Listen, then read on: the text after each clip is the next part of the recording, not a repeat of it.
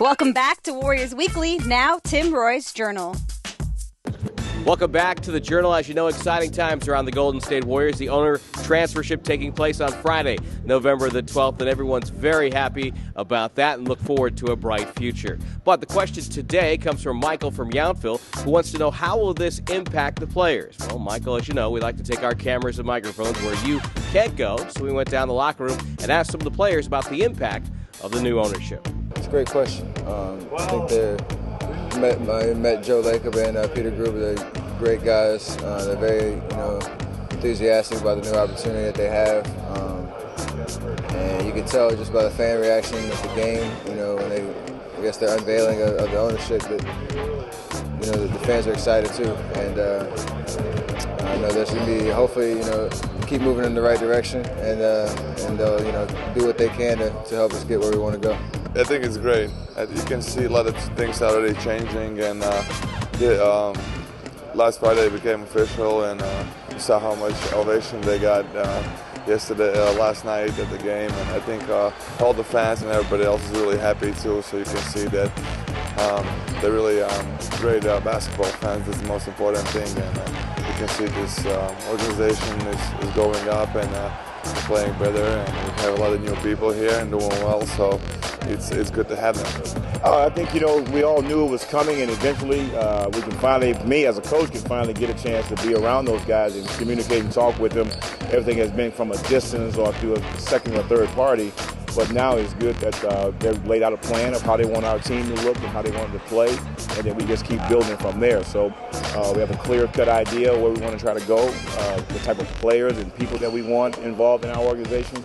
And so it's good that we finally got that behind us, and now we can keep moving forward to how every NBA team is functioning right now.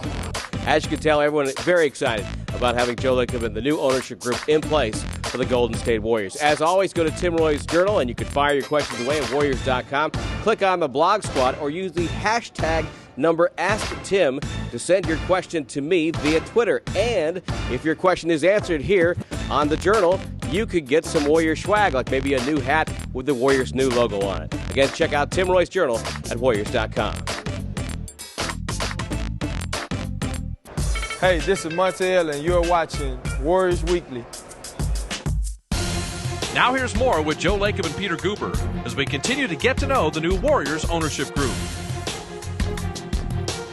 The whole car wash, the whole media junket, going through all the interviews, in terms of wanting to express where you want the franchise and how you see it, but also maintaining your own energy and just getting tired of hearing yourself talk after a while. How'd you guys get through that?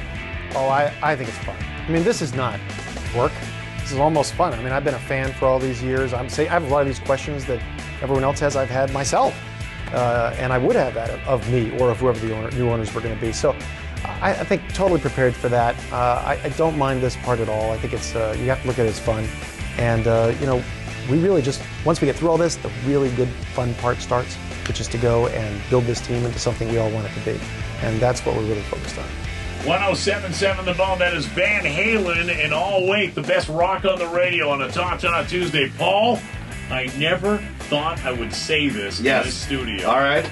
We have the owners of the Warriors. Yes, they have stooped this low. You know what? I never thought we'd be able to say something like that. The brand new Warrior owners. Yeah, and we have Joe Lacob and Peter Guber in the studio. They officially took over as the owners of the Warriors. Yesterday was the first official day. Is that right? Got new owners. The team is winning, and things are looking good for the Warriors finally. Let's quit right now.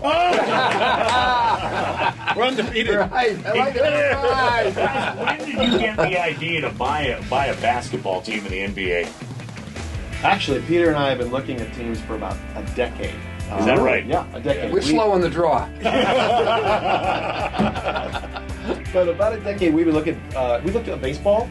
Peter owns a bunch of minor league baseball teams, and we looked at NBA teams. And well, Bay Area sports fans hope new ownership of the Warriors means the start of a new track record. It's a huge business deal. The team just sold for $450 million. But for fans, it's not necessarily about money. It's about winning.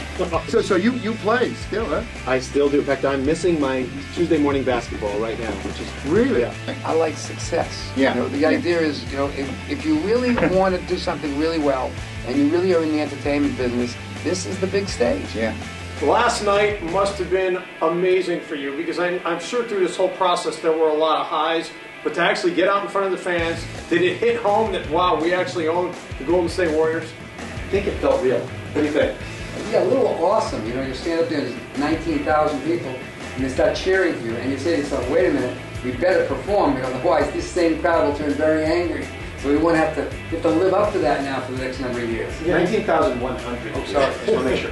102. And we bring in the guy who was promised an NBA championship, I think is what I heard. Like every franchise is a 75-mile, take a kid's compass and draw a circle. The experience of taking this franchise from where it is today to a new height, to something very special. And that achievement, I mean, that's worth, forget money. That's what it's all about. So, and I think to your point though, we're a pretty good pair.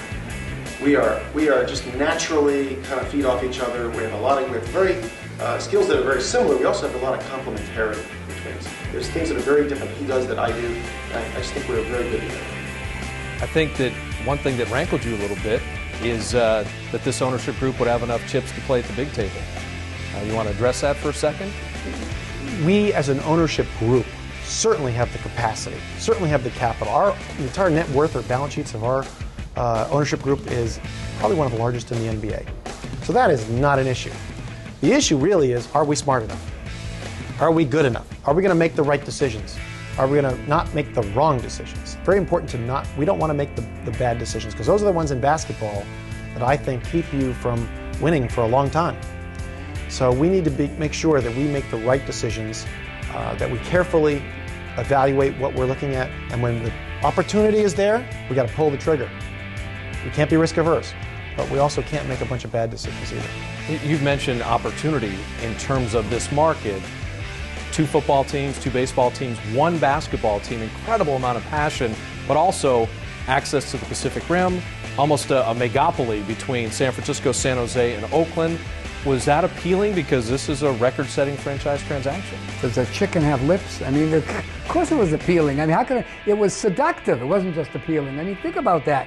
You got this diverse marketplace. It's got financial wherewithal. It's creative.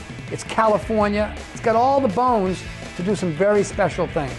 But what I think is the critical factor, the really critical factor, is to say, what do we have to do first? What do we have to do second? What do we have to do third? But the first thing we have to do is listen, get an assessment of everything, really take the temperature and the measure of the resources we have before we provide new ones or resourcefulness.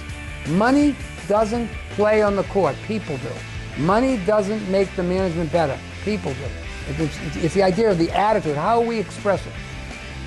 Lord knows, we're going to try our best. You're at an airport and you run into a Warrior fan that got a jersey on or something, you're about to board your plane, you get 10 seconds to talk to them. I'd say don't focus on Lacob and Goober necessarily.